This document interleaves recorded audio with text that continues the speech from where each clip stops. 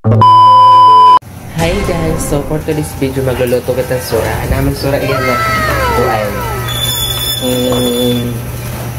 Bangus. Yung marinate ko kanina. Tapos kuan.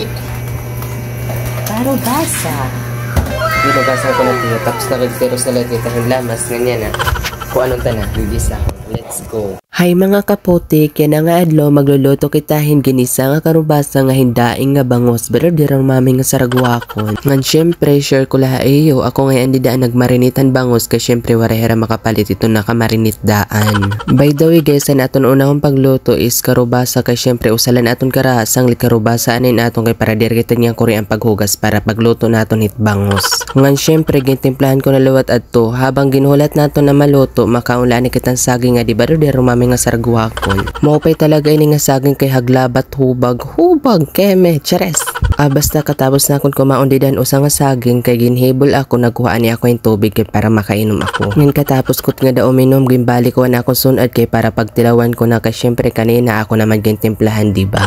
May lutunan aton ginisa nga karubasa ngan nga na naman pagpipritohon na naton ang aton bangos badaw di ron mami nga saragwako. Ngan wari ko na tidig pakitaan paghugasan karaha ngan nga na magtitikang na kita pagprito kay bangganan aton mantika. Kapag prito ngayon ini medyo matalsik kailangan naton magpeherayo kay badaw kung pagtalsikan kita kaluoy aton kamot. Kung nakikita niyo medyo nagiilag-ilag talaga kida paglisuan bangos kay syempre natalsik kasiya. Ngan habang ginulat naton na maluto ang bangos pagditilawan taan niya kanina aton ginluto nga karubasa. Ngan katapos dat nga da balikon tanan aton prinito nga bangos kay aton paglilisuon na. Ngan ko nakikita niyo medyo sunog iya kay syempre gimpatustid pa naton ura-ura chares. Ngan kay syempre kay luto naman aton nalot ya pagkukuhaon kay para tumuro nalotan iya mantika.